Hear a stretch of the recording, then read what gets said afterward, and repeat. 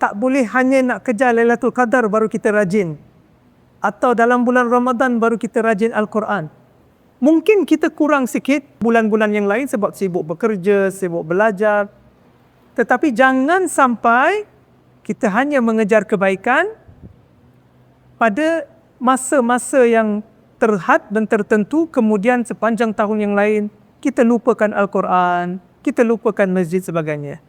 Mintalah dan berdoalah pada Allah Subhanahu Wa Taala untuk memberikan kita istiqamah, agar semangat Ramadan itu berterusan di luar Ramadan, untuk terus buat kebaikan dalam semua bentuk kebaikan.